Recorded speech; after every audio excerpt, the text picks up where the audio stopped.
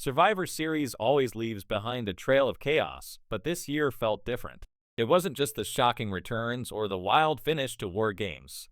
It was the feeling that something bigger had been set in motion, something WWE didn't want fans to see coming. The night delivered a masked attacker who moved like someone we all know, a returning star who flipped everything upside down, a legend quietly preparing for the last chapter of his career, and WrestleMania plans that were never supposed to leak. Every piece felt connected, even if nobody could see the full picture yet. War Games ended the moment the lights dimmed and the camera caught that shadowy figure climbing the double cage. Neither the commentary team nor the crowd could hide the confusion. This wasn't a simple run-in. The timing was too precise. Punk had just crushed Logan Paul with the GTS. Breaker was looking for an opening, and suddenly this figure dressed head to toe in black stepped between them like a ghost. No one knew where they came from. No one even knew how they got above the cage that quickly. The energy inside the arena changed in seconds. The attacker didn't waste time trying to be subtle. The movements were sharp, familiar, the kind of footwork you'd seen before but couldn't instantly place. They fired off a quick superkick, one that looked almost identical to the snap Seth Rollins uses, before hitting a textbook stomp that sent CM Punk bouncing off the mat.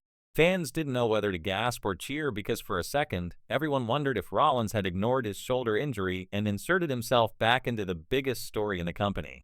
That possibility alone sent social media into a meltdown. But then the attacker left as quickly as they appeared, slipping through the cage door like the moment didn't matter to them at all. Braun Breaker speared Punk seconds later and took the win, but the match itself became secondary. The mystery overshadowed everything, and the theories started flooding in before the bell even rang. Was it Rollins? Was it someone returning? Was it a debut? Fans threw out every name possible, but the truth behind the mask didn't stay hidden for long. Sources quickly revealed it was Austin Theory who played the role of the masked attacker, and that changed the conversation instantly. Not because Theory is shocking on his own, but because this wasn't random. Months earlier, reports claimed he was originally planned for this match before Seth's injury blew up those ideas. Theory has spent most of the year floating between moments, never fully landing on anything substantial, so this sudden insertion into a major storyline felt like WWE pulling the trigger on a reset. It wasn't just an attack, it was a message. The moves were intentionally Rollins-like. The entire sequence was designed to plant doubt. And the moment you think about it, it makes sense. If a new vision is forming around Seth Rollins, then the group needs someone who can mimic his style. Someone who can be molded. Someone who's been searching for relevance ever since the title run that never fully found its footing. Theory being the masked attacker isn't just a twist. It's the first domino in whatever this new era for Seth and his followers is about to become. And if this is the direction, the story is far from over. But the mystery attacker wasn't the only shock that shook Survivor Series. John Cena walked into what many believed was his final premium event match with the quiet expectation that he'd go out on a heroic note. For most of the match, that's exactly what it looked like. Dom Mysterio couldn't keep Cena down no matter how many times Judgment Day tried to interfere. Cena kept fighting back, clearing the ring and setting himself up for a clean win, until a familiar theme hit and the arena nearly blew apart. Liv Morgan walked out after nearly 5 months away, her shoulder wrapped but her expression sharper than ever. The crowd didn't know whether she was there to help Cena or to go after Judgment Day. She stood on the apron staring directly at Dom like she was ready to fight him herself. The pop she got was massive, but what happened next twisted the entire moment into something no one expected. Liv stepped closer, then suddenly slapped Dom across the face with a shot so loud it echoed off the first rows. The crowd erupted, thinking she'd returned as a force of justice. Cena lifted her up the way he'd done with other returning partners in the past, and then her expression changed. A tight smile, a wild glint in her eyes, something wasn't right.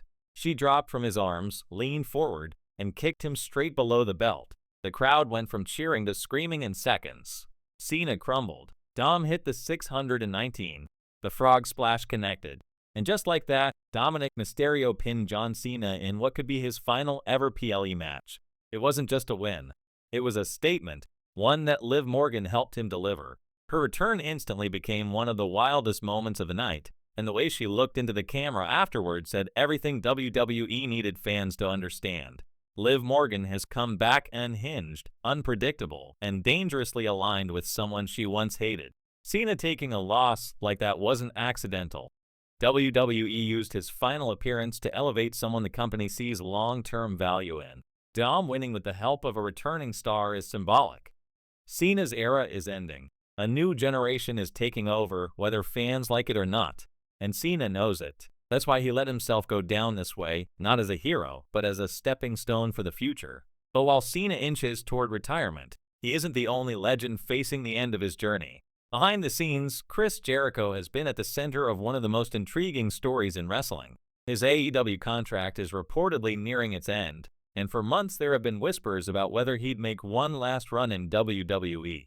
Those rumors escalated fast when reports surfaced claiming WWE pitched him a carefully structured retirement storyline.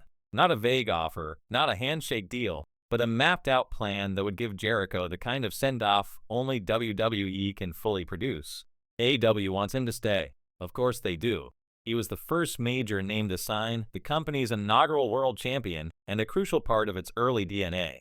But there's a question lingering. Should AEW match a multi-million-dollar deal for a 55-year-old who hasn't been featured consistently on TV for nearly half a year?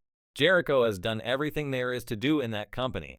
He's reinvented himself multiple times. He's anchored factions, elevated younger talent, and carried major storylines.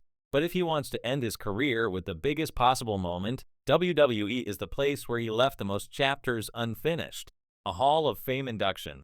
One final WrestleMania match. The last entrance. The last list. The last spotlight. When you imagine the crowd reaction if his theme hit at Royal Rumble, it becomes obvious why WWE is pushing for it. And according to multiple reports, people inside the company already expect Jericho to return early next year if all the pieces fall into place. WrestleMania could end up being the final act of his career. And that ties directly into another piece of news that slipped out recently. The original main event of WrestleMania 42 Night 2. The plan, before injuries tore it apart, was Seth Rollins versus Roman Reigns in the biggest match of the year. The kind of showdown fans have been waiting for ever since their last major confrontation. Seth has always been Roman's greatest kryptonite, and WWE knows that story still has juice. But Seth's shoulder injury changed everything. His recovery isn't guaranteed. His timeline isn't stable. Nobody knows if he'll be cleared in time, and even he admitted that anything can happen between now and WrestleMania.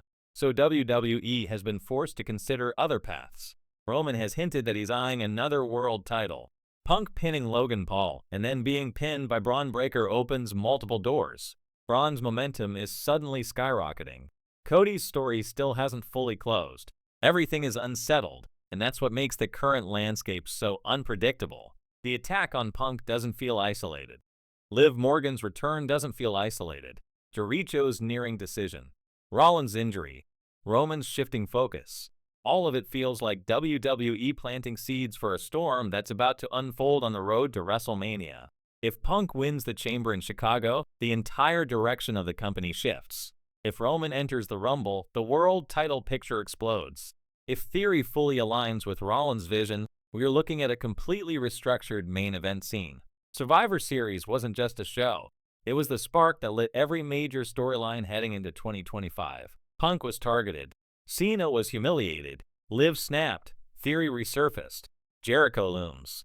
Rollins waits. Roman plots. And WWE is preparing for a WrestleMania season where nothing is certain and every move feels calculated. The only real question is how all these threads finally collide.